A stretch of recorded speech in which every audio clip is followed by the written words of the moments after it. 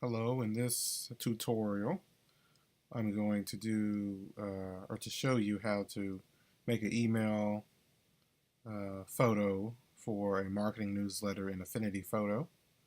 And then in the part two of the video, I'll show you how to use your WordPress site to email the photo off with a plugin that does that for you, which allows you to bypass MailChimp and all those services that you got to pay a lot of money for just to send an email out. All right, to begin, we'll start. I'm going to use Affinity Photo. You can use Photoshop, any program that you want, but let's here, new, and then I'm going to just keep it at these settings. I have it 800 by 600, and then with portrait selected, it reverses it to a portrait view. Okay.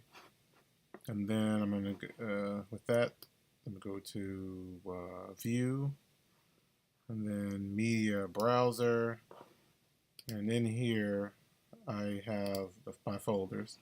And if you open this up, and I know you won't have these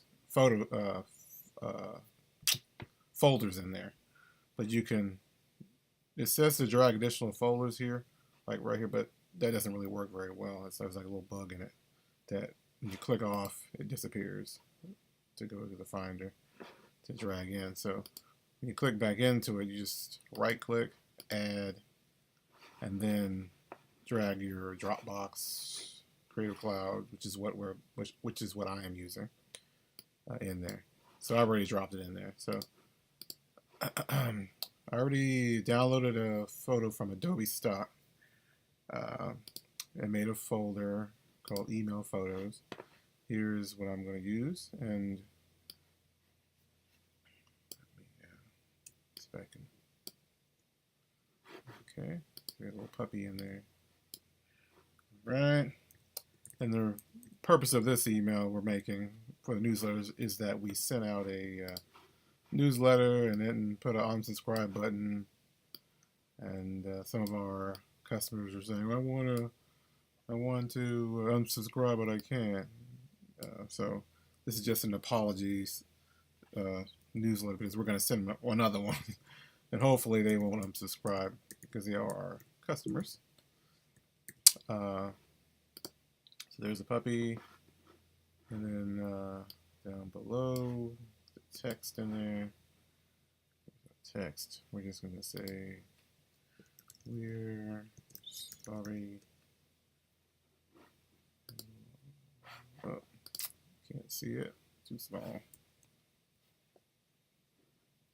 And when I zoomed in there, you can either use the mouse or hit Command plus or Command minus to zoom in or out. That's selected at all. A little larger here. That's too big. 64 is good. When I'm designing these, I always make the pixels multiple of 8 or 32. Alright.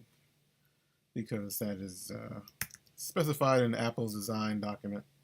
And it seems to work pretty well when you're carrying over to Android and desktop devices. Sorry. And then I'm just going to go here. And then duplicate.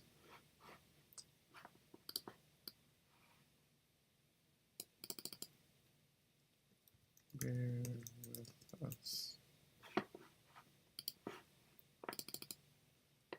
Okay, and outer glow on it because it's black. Radius 1 pixel. There we go. And then I'm going to go back to the media library and then drop our logo in here. View, media library. Then we're going to go to logos. There's one there. You can also scroll. One thing I like about it, you can just scroll down below. We'll just drag this one in here. Yeah, and we'll just stick it right at the top.